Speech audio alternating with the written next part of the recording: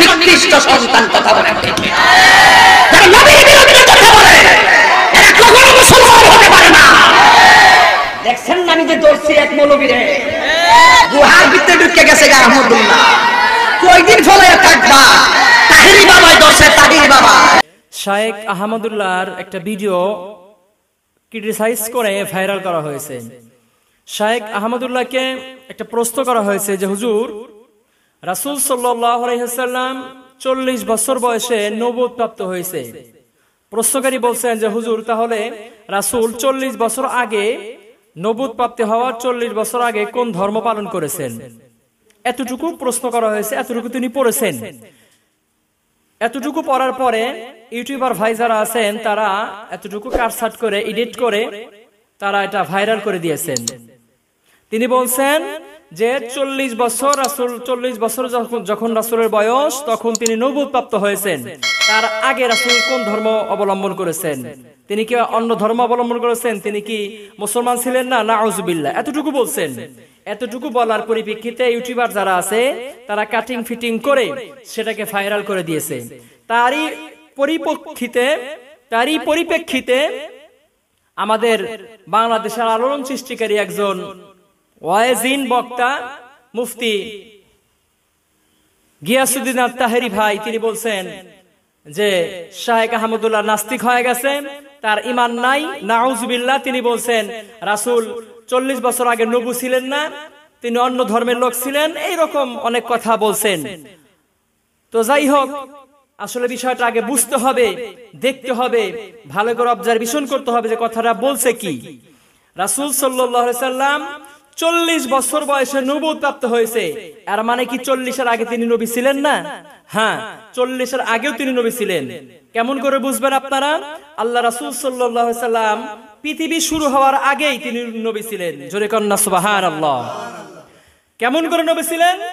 আমাদের পিতা, hour primate father আদম আলাইহিস সালাম যখন তিনি জান্নাতের ভিতরে আল্লাহর নিষিদ্ধ ফল যখন তিনি খাইলেন, তিনি খাওয়ার পরে তিনি অনুশোচনা করলেন যে আল্লাহ, তুমি আমাকে গন্ধম ফল খেতে নিষেধ করেছো, কিন্তু মিসআন্ডারস্ট্যান্ডিং হওয়ার কারণে আমি গন্ধম ফল খেয়েছি, মাবুদ তুমি আমাকে মাফ করে দাও।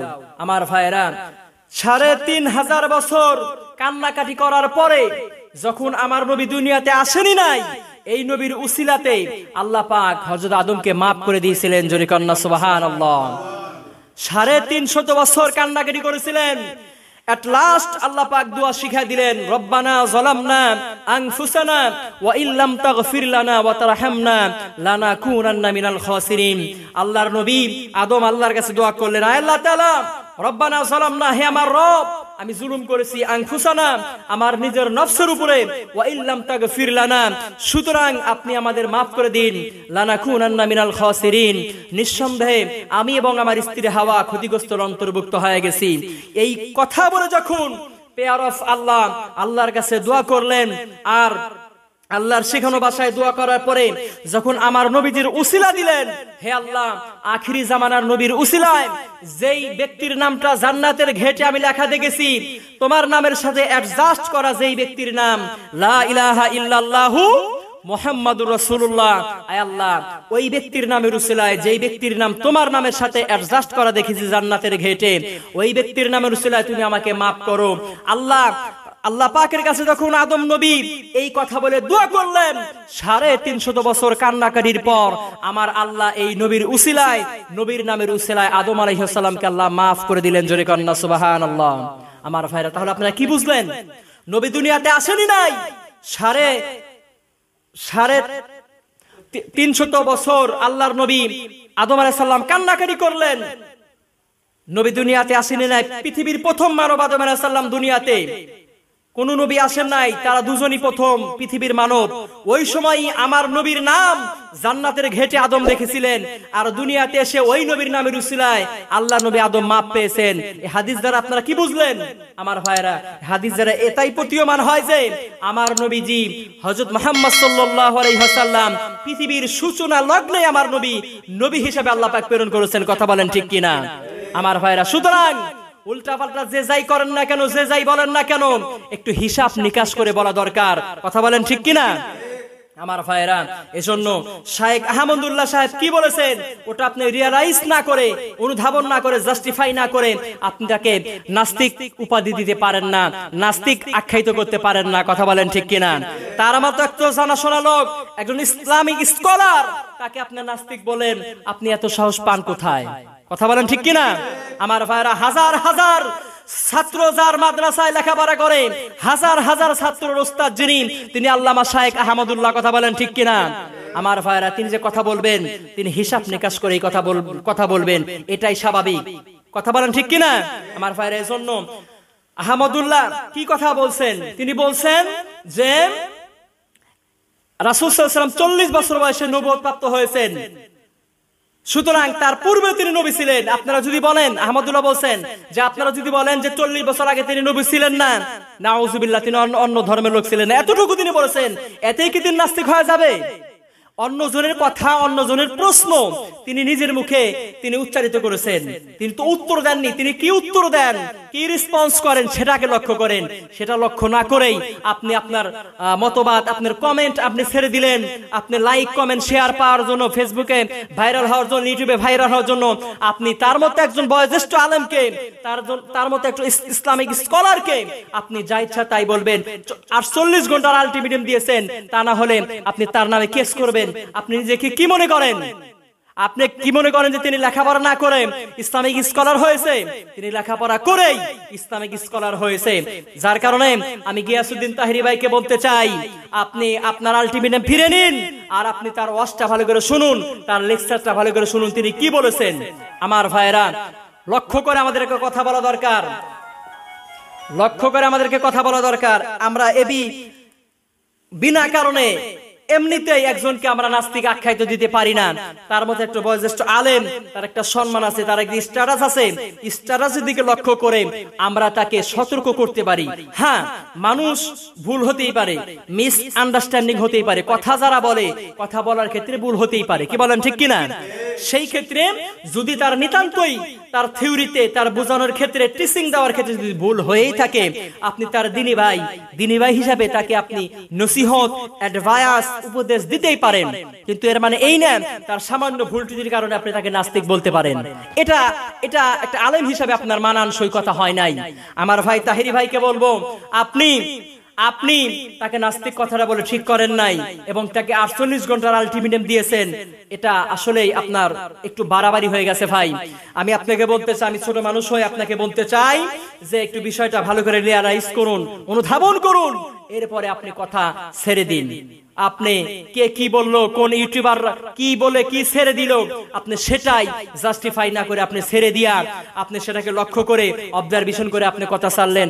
আপনাদেরকে বুঝতে হবে যে আমরা যা বলবো সেটাই ভাইরাল হবে। এজন্য তাহেরি ভাই, আপনি যাই কিছু বলেন না কেন, আপনি একটু হিসাব নিকাশ করে কথা বলবেন, এটা আপনার কাছে আমার রিকোয়েস্ট। আর ইউটিউবার ভাই যারা আছেন, আপনাদেরকে সবিনয় অনুরোধ জানাবো, আপনাদের রিকোয়েস্ট জানাবো, আলেম ওলামাদের কথাকে নিয়ে কাটিং ফিটিং করে, এডিট করে আপনারা এরকম ছেড়ে দিয়েন না। ইসলামের উপর অপমাননা হচ্ছে, ইসলামকে নিয়ে মানুষ কটূক্তি করার, ক্রিটিসাইজ করার সুযোগ পাচ্ছে। এজন্য আপনাদেরকে বলবো, ইউটিউবার ভাই যারা আছেন, মেহেরবানি করে কথাগুলো একটু ভালো করে বোঝার মতো, আপনারা জনগণকে বোঝার মতো একটা পরিস্থিতি আপনারা তৈরি করে দিয়ে তারপরে আপনারা সেটাকে জনগণের জন্য ছেড়ে দেবেন। এটা আপনাদের কাছে আমার অনুরোধ থাকবে।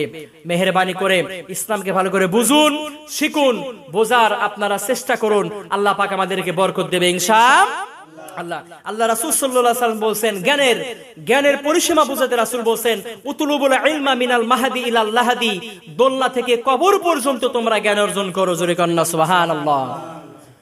ছোটবেলায় যখন তুমি জন্মগ্রহণ করেছো, যখন তুমি দোলনায় আছো, দোলনা থেকে জ্ঞান শিখতে শিখতে, জ্ঞান অর্জন করতে করতে কবর পর্যন্ত, কবরে যাওয়ার আগ পর্যন্ত তোমরা জ্ঞান অর্জন করো।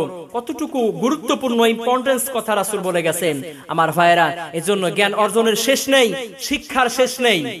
শিক্ষার শেষ আছে কি ভাই? কবর পর্যন্ত আমাদেরকে শিক্ষা অর্জন করতে বলেছেন মুহাম্মদ সাল্লাল্লাহু আলাইহি ওয়াসাল্লাম। আমার ভাইয়েরা, এজন্য একটু শিখেই আপনারা নিজেদেরকে বড় পণ্ডিত মনে করিয়েন না। কারণ ইংরেজিতে একটা কথা আছে, a little learning is a dangerous thing. A little learning is a dangerous thing. অল্প বিদ্যা ভয়ঙ্কর। আপনারা অল্প শিখে নিজেদেরকে জ্ঞানী মনে করিয়েন না। আমার ভাইয়েরা, ভুল ত্রুটি সবার ভিতরে থাকতে পারে, কারণ নাস শব্দের অর্থ হলো ভুলে যাওয়া, ভুল হওয়া। এজন্য ভুল আমারও হতে পারে, আপনারও হতে পারে। ভুল যদি শাইখ আহমদুল্লাহ হয়ে যায়, আপনি তাকে শিখানোর নিয়তে আপনি তাকে জানায়া দেন, মেসেজ দিয়ে দেন। তা না করে আপনি একজন আলিম হয়ে আর একজন আলিমকে 48 ঘন্টার আলটিমেটাম দেন, এটা কি আসলে ঠিক? আমার ভাই, এটা কি ঠিক? 48 ঘন্টার আলটিমেটাম দেওয়া আর মানে কি? তিনি কি কোনো দাগি আসামি নাকি যে তাকে আপনি 48 ঘন্টার আলটিমেটাম দিবেন? আমার ভাইরা, এগুলো আমরা করব না। কারণ জ্ঞান অর্জন আমাদেরকে করতে হবে দোলনা থেকে কবর পর্যন্ত। তার হয়তো ভুল হয়েছে, আপনি তাকে সঠিকটা শিখিয়ে দেন, অথবা আপনার বুঝতে ভুল হয়েছে, আপনি তার কাছে জেনে নেন। তা না নিয়ে আপনি 48 ঘন্টার আলটিমেটাম দেন, তা না নিয়ে আপনি তার নামে কেস করতে চান, এটা কি মগের মুল্লুক ভাই? দেশটা কি মগের মুল্লুক? কথা বলেন না কেন? দেশটা কি মগের মুল্লুক? আমার ভাইরা, একটু হিসাব নিকাশ করে আমাদেরকে চলতে হবে। কারণ আজকে বিজাতি যারা আছে, এরা আমাদেরকে নিয়ে, এই আলেম ওলামাদেরকে নিয়ে, ইসলামকে নিয়ে তারা আরো কটূক্তি করার, ক্রিটিসাইজ করার, ইনসাল্ট করার তারা রাস্তা পেয়ে যায়। কথা বলেন ঠিক কিনা? এজন্য আমরা আমাদের দুর্বল পয়েন্টটাকে যেন ইহুদি খ্রিস্টানরা পুঁজি না করে, তারা কথা না ছাড়ে, এদিকে আমাদেরকে অবজারভেশন করতে হবে। আল্লাহ পাক আমাদেরকে ইসলামটাকে বোঝার, রিয়ালাইজ করার তৌফিক দান করুন। জোরে কান আল্লাহুম্মা আমিন। আর জোরে কান আল্লাহুম্মা আমিন। আসসালামু আলাইকুম ওয়া রাহমাতুল্লাহ। জান্নাতি ঠিকানা ইসলামিক চ্যানেল, বেলকুচি, সিরাজগঞ্জ। আপনার প্রিয় বক্তার মহাগ্রন্থ আল কুরআনের আলোচনা শুনুন।